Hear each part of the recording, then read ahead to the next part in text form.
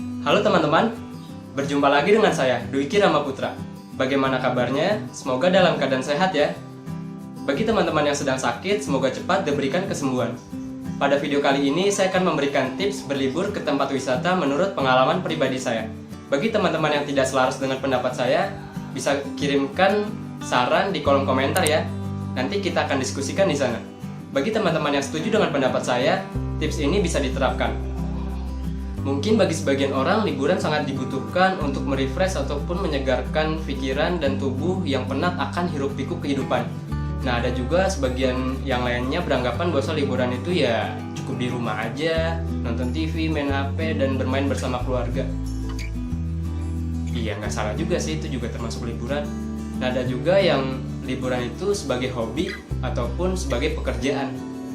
Enak banget ya. Nah, sebelum masuk ke pembahasan, saya akan jujur dan terus terang kepada teman-teman bahwasannya saya termasuk orang yang senang liburan tapi dengan budget pas-pasan. Nah, tips ini sangat cocok digunakan bagi teman-teman yang ingin liburan tapi budgetnya pas-pasan. Nah, tapi untuk yang budgetnya berlebihan, tips ini juga bisa diterapkan. Oke, kita langsung masuk ke tips yang pertama. Tips yang pertama adalah tentukan waktu dan durasi perjalanan. Nah, ini adalah langkah awal untuk memulai sebuah liburan. Kalian harus bisa menentukan tanggal kapan kalian harus berangkat liburan dan menentukan berapa lama durasi yang dibutuhkan ketika liburan. Nah, di sini saya membagi menjadi 3 poin. Poin yang pertama adalah carilah tanggal di luar kesibukan kalian. Nah, jangan sampai ketika kalian berlibur itu diselingi dengan kesibukan, karena yang ada nanti liburan kalian jadi tidak menyenangkan atau tidak efektif. Poin yang kedua adalah carilah tanggal di luar weekend. Nah, ini cocok bagi teman-teman yang tidak suka dengan keramaian ketika berada di tempat wisata. Nah, carilah tanggal weekdays. Karena apa? Karena weekend biasanya ramai akan pengunjung wisata. Untuk pekerja kantoran ya mohon maaf banget ya, pasti susah banget nyari di luar weekend. Poin yang ketiga adalah pilihlah durasi liburan yang sesuai dengan waktu luangmu. Maksudnya begini, misal kalian libur Jumat, Sabtu, Minggu. Nah, diusahakan di hari Minggu sore itu sudah sampai di rumah. Karena apa? Ketika setelah liburan pasti tubuh juga akan lelah, dan di malam harinya tubuh itu harus melakukan recovery agar hari Seninnya siap untuk melakukan kesibukan. Tips kedua, memilih destinasi yang akan kalian tuju. Nah, setelah kalian menetapkan tanggal kapan kalian akan liburan, setelahnya kalian akan menentukan destinasi yang akan kalian tuju. Di sini saya membagi menjadi 3 poin.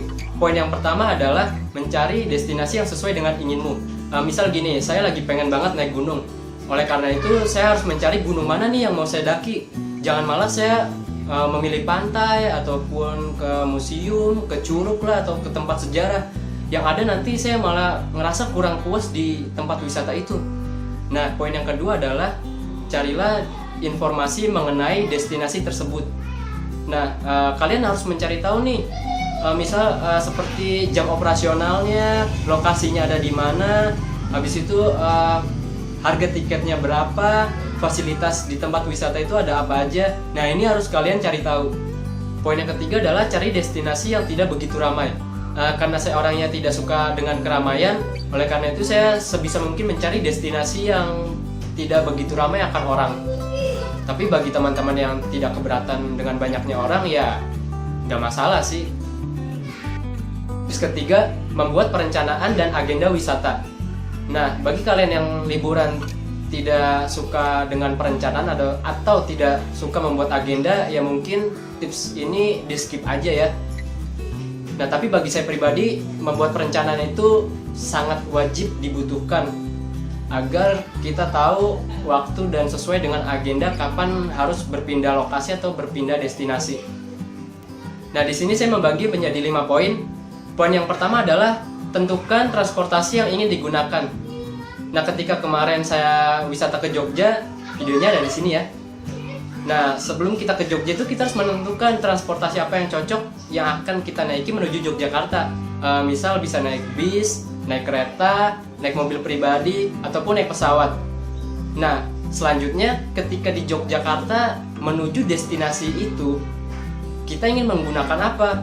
Apakah naik kendaraan umum, apakah nyewa mobil, nyewa motor di sana, ataupun kita ya naik mobil sendiri gitu, naik mobil pribadi, yaitu terserah kalian. Yang kedua adalah pastikan penginapan sudah tersedia.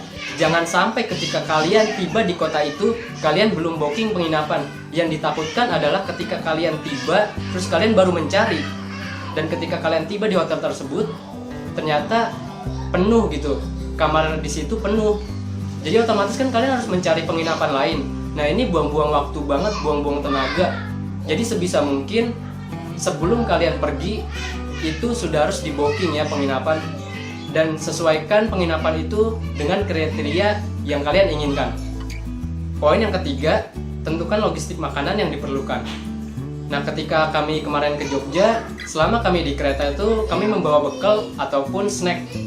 Nah yang kalian tahu pasti kan di kereta itu makanan itu budgetnya cukup mahal ya. Jadi kami sebisa mungkin menghemat itu. Nah ketika kami di Jogja pun kami lebih memilih masak sendiri. Atau kalaupun kita harus makan itu ya paling makan di angkringan. Ya karena kita mencari murahnya itu. Oke lanjut. Poin keempat adalah aturlah agenda wisata per jam. Nah, saya akan berikan contoh seperti ini. Setiap kali saya berwisata, saya selalu membuat agenda seperti ini. Agar apa? Agar wisata yang saya kunjungi itu semuanya berjalan dengan baik dan lancar. Dan setiap wisata itu saya patokin 2-3 jam agar kita tidak berlama-lama di tempat wisata itu. Oke, lanjut. Poin kelima, membuat rencana cadangan. Nah, rencana cadangan ini sangat diperlukan ya, karena kita tidak pernah tahu ada kejadian yang selalu mengacaukan agenda kita. Contohnya di video saya yang di Jogja kemarin, tiba-tiba ban mobil bocor. Nah, otomatis wisata yang saya akan kunjungi selanjutnya itu harus di-cancel ataupun ditimpa ke agenda yang lain yang menurut saya ada waktu kosong untuk mengisinya. Keempat, mempersiapkan keuangan. Nah dari tips-tips sebelumnya yang sudah saya sebutkan, menurut saya tips keempat ini sangatlah penting. Karena apa? Ya kalian tahulah bersangkut pautannya dengan uang. Jadi sangat sensitif banget ya. Di sini saya membagi menjadi 2 poin. Poin yang pertama adalah merancang keuangan sesuai dengan agenda wisata. Nah di poin sebelumnya kan kalian mengagendakan nih wisata kalian mau kemana. Di situ kan pasti kelihatan tuh biaya transportasi berapa, biaya penginapan berapa, biaya makan berapa, biaya di tempat wisata berapa, nah biaya oleh-oleh itu berapa. Nah ini harus pas dan sesuai dengan perencanaan kalian. Kedua adalah bawalah uang dalam bentuk tunai dan taruhlah uang tersebut di luar dompet kalian. Nah kemarin insiden di Jogja, uang tunai kami habis untuk berbelanja oleh-oleh. Ketika kami mau menarik uang tunai di bank berinisial B, ternyata sistemnya error dan kami tidak bisa menarik uang tunai di hari itu. Jadi kami sama sekali nggak megang uang. Tapi alhamdulillahnya teman kami ada yang membawa uang cadangan dan taruhlah uang di luar dompet kalian.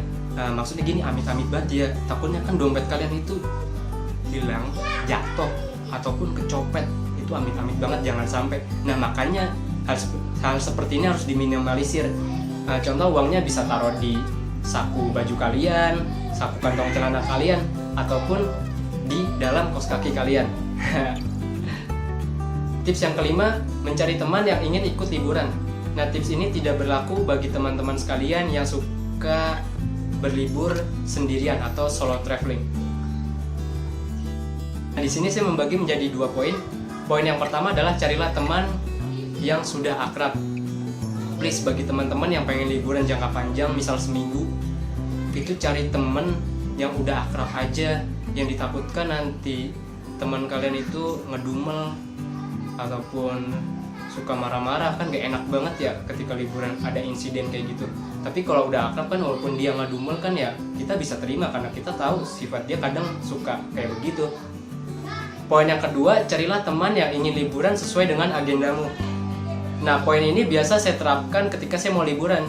Jadi saya menawarkan ke teman-teman saya, misal, besok saya mau liburan nih, kalian ada yang mau ikut nggak? Nah, kalau misalnya ada yang mau ikut, ya berarti kan masuk ke dalam list nih.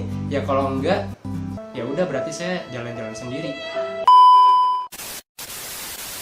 Nah, salah satu keuntungan ketika kita liburan bersama teman adalah hemat budget yang cukup lumayan, sekitar 20% lah hemat budget gitu kalau kalian bersama teman-teman. Oke, masuk ke poin yang keenam, membawa peralatan pribadi. Ya siapa juga sih yang liburan gak bawa peralatan pribadi?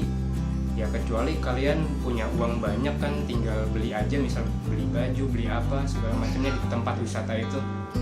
Nah, di sini saya membagi menjadi 4 poin. Poin yang pertama adalah bawalah pakaian sesuai dengan durasi perjalanan. Misal saya naik gunung 3 hari 2 malam, ya berarti saya harus membawa pakaian 3 hari 2 malam ditambahkan 1 pakaian untuk cadangan. Lanjut, poin yang kedua adalah bawalah peralatan yang dibutuhkan saja.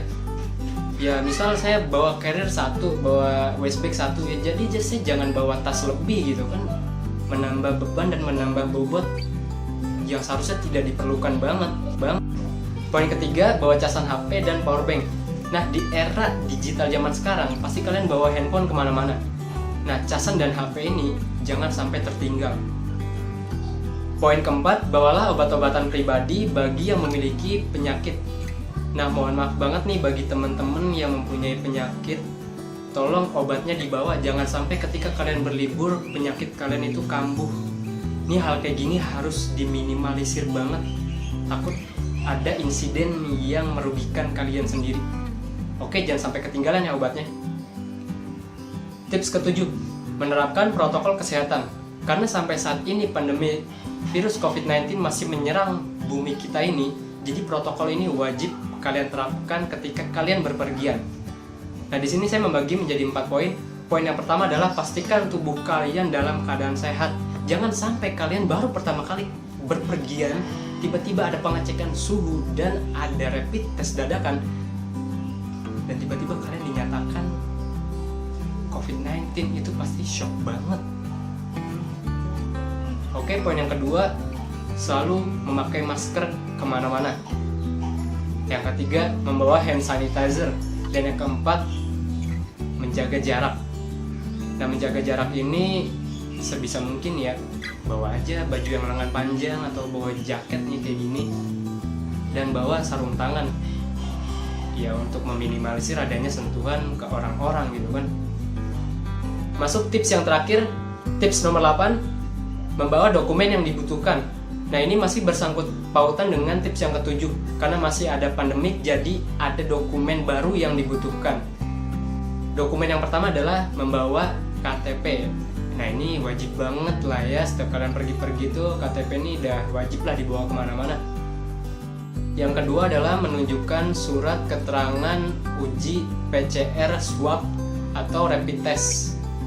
Nah, yang terakhir adalah membawa surat keterangan sehat. Yang harus ditekankan adalah tidak semua tempat wisata itu harus membutuhkan dokumen seperti yang saya sebutkan barusan. Jadi kalian harus benar-benar mencari tahu informasi mengenai hal tersebut. Oke? Demikian video tips liburan ke tempat wisata menurut pengalaman pribadi saya. Semoga video ini bermanfaat bagi teman-teman yang sedang ingin liburan. Jika teman-teman suka dengan video ini, klik like, komen, dan subscribe ya di pojok kanan bawah. See you!